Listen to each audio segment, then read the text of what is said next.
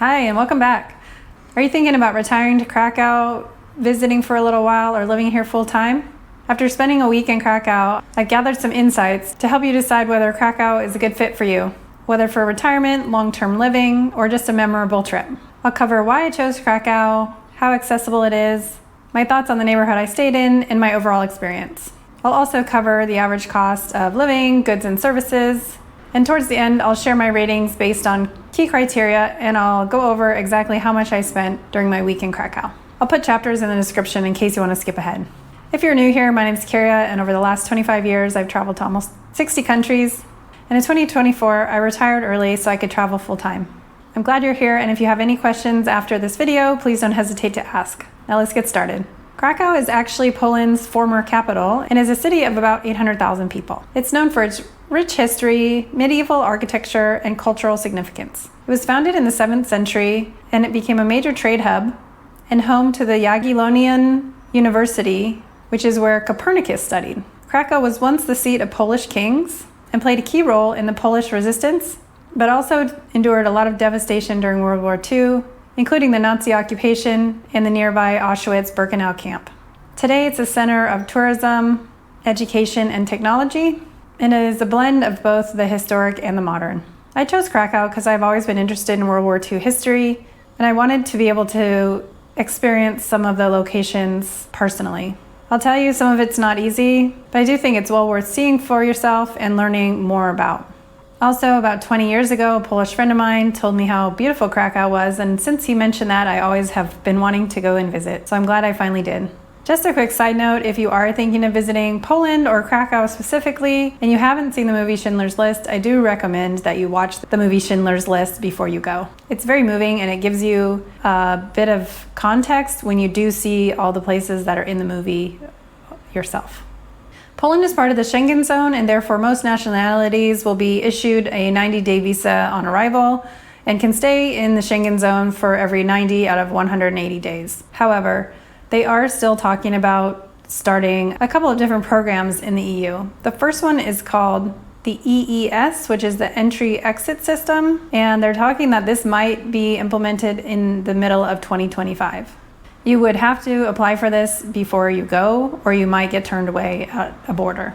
The second one is the EDIAS, which they keep pushing back, but now the latest information, and this is February of 2025, is that it won't be implemented until approximately 6 months after the EES. So this information keeps changing, but this is something you'll need to look up before you go, just to make sure you don't need to apply for either one of these in advance. If you fly into Krakow, which is what I did, you can easily get a train into the city for about $5. Or in my case, I arrived at about midnight, and so the trains were no longer running, but I easily got a bus, which was about $1.50 and takes about a half an hour to get into town. It was very easy to navigate, and you can either buy a ticket for the bus on the platform at the airport, or what I did was I downloaded the app. And the app is good for the public transportation in Krakow in general, so I thought I might as well just download it since I would be using it later. And to get from the airport is 6 zlotys, and then most of the other public transportation costs 4 zlotys, and at the time of this video, 4 zlotys is roughly $1. The way that you use it is once you get on the bus, there's a number on the side of the bus right near the validation machine, and you just plug that number into the app, and then it validates your app, and it actually has a countdown timer because you have 60 minutes to use your ticket. So it's very easy, very handy. You can preload the amount on it before you get started, and then once you get on the bus, you validate the ticket and you're good to go. You can also take a train to Krakow from several other cities in Europe, but some examples are Warsaw, which is about 2.5 hours, Berlin, which is about 7 hours, Budapest, which is about 8.5 hours, and Prague, which is just under 6 hours. Like I said, public transportation is very easy to use. There are buses, there are also trams, and all of them are 4 zlotys, and you can just use the app to pay. If you did want to get a card to pay, you can get a card instead, and there's a validation machine on each of the options for transport, and you just have to validate it when you get onto the method. However, even though I preloaded an amount onto the app, I actually didn't use it all because I ended up walking everywhere. And my next video is going to be a walking tour of Krakow, which I will put up here once it's done. But for now, I'll just let you know that I walked pretty much everywhere in Krakow and it was great. The short of it though is that many of the main neighborhoods are very close together. And if you want extra exercise, you can walk around the Planty, which is a ring around the old town, or on the Vistula River, which is quite scenic. For a city of almost 1 million people, it doesn't feel busy at all. In fact, I went for a run on the Vistula and about a half a mile or maybe a mile out of town, it just felt like I was in the middle of the country. Also, as far as further running goes, I did check all trails before I went to Krakow, and there were several other options for runs that I was going to do, but it was so cold that I just ended up doing shorter runs and having more time to warm up in between. For cycling, there is no city bike share in Krakow, but there are places that will rent bikes to you if you're there for a while. As far as accessibility goes, many of the main attractions, including Auschwitz, have wheelchair accessible facilities, and many of the buses and trams have wheelchair lifts and designated spaces for wheelchairs. So let's talk about where I stayed. I really liked my place. I'll just tell you that now. It was a 1-bedroom, 1-bathroom in the Kazimierz, which is the Jewish quarter area.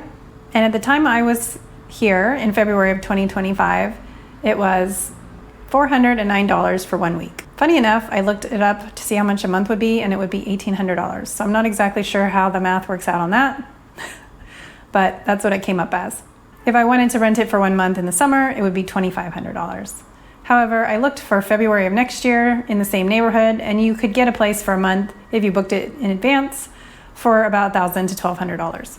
I really liked this neighborhood. It wasn't too touristy. There were plenty of coffee shops and bars and restaurants and food options. And it was basically in the middle of the two areas that you would probably want to go to, which is the Old Town section and the Podgorze section, which I probably am mispronouncing, but is where the ghetto and the Schindler's factory are. I'm going to show you a little peek at my Airbnb right now.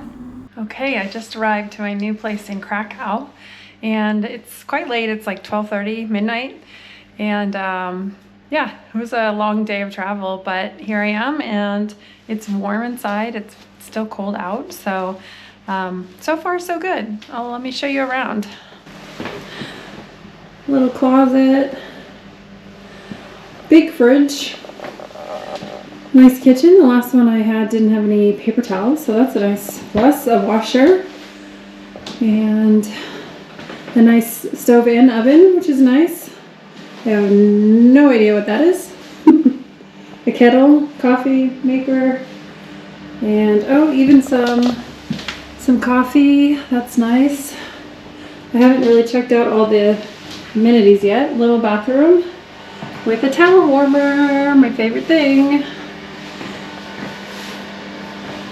And nice. I love that they always have these double shower things. It might be a convert to that. Convert? Anyway, nice little living room.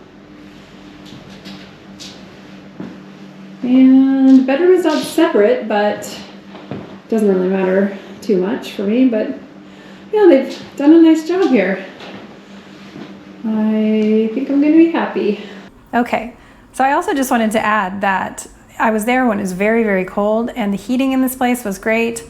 They also provided coffee and milk and a couple little extra touches, extra toilet paper, extra dishwashing soap, extra laundry soap, a throw blanket for the couch, lots of little touches like that that made it really feel like home. So I'm going to put the link for this in the description because I would recommend this place wholeheartedly. Now, if you want to stay a little longer, you can get a furnished place for approximately $1,000 a month, but you would have to pay your own electricity and water. There are plenty of options for grocery stores in the area. The main bigger store is called Biedronka, and then you have options like Carrefour City, which is a little smaller version, and then also plenty of Zabkas, which is like the Polish 7-Eleven. It has regular things that a 7-Eleven would have, plus hot dogs are a really popular thing to get there. They have a lot of things that you might need, and they're like a dime a dozen. As far as paying for things and getting money out, I use Tap to Pay for pretty much everything. However, I did get money out because I was going to do a walking tour, and I knew I was going to need to tip the guy, and I really got too much out. I don't know what I was thinking, but yeah, you really don't need that much. You might need $10 or $20 worth to tip the guide. And then you might need 3 to 4 zlotys per use if you're gonna need a public restroom. And it's 3 zlotys for the Polish bagel if you buy it on the guy from the street. So little things like that, you might need a little bit of cash for, but I would say maybe that's only 100 or 200 zlotys at max. Also, as far as tipping, 10% is generally customary, but it's not really expected. So you could tip 15 to 20 if you get really good service, or you can just round up or leave the change and you won't really get sneered at. As far as safety, you're gonna love this. Krakow has a crime index of 25 and lower is better, and a safety scale of 74, where higher is better. And if you recall from some of my past videos, most of the places in France were about 50 and 50. So Krakow is a lot safer with a lot less crime than most of the places in France, at least according to Numbeo. I definitely did not feel unsafe walking or running alone. And I even, like I said, came into the city at midnight on the bus, and I had to walk from the bus station to my Airbnb, which was about maybe a half a mile to 3/4 of a mile in the dark at night in a city I wasn't familiar with, and I did not feel unsafe at all. People were still out riding bikes and walking around, but it wasn't a scary vibe. It was a very safe vibe. As far as being solo, I ate lunch on my own a few times with no issues. I didn't feel uncomfortable or anything like that. Also, like I said, didn't feel unsafe walking around. And as far as community goes, there are expat groups in Krakow, but I didn't join them because I was only going to be there for a week. Language barrier was definitely not an issue. Most people in the restaurants speak English, and all the signs in the museums are in English as well as other languages.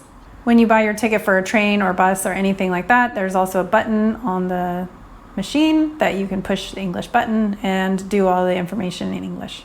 As far as cultural differences, I didn't notice any big ones.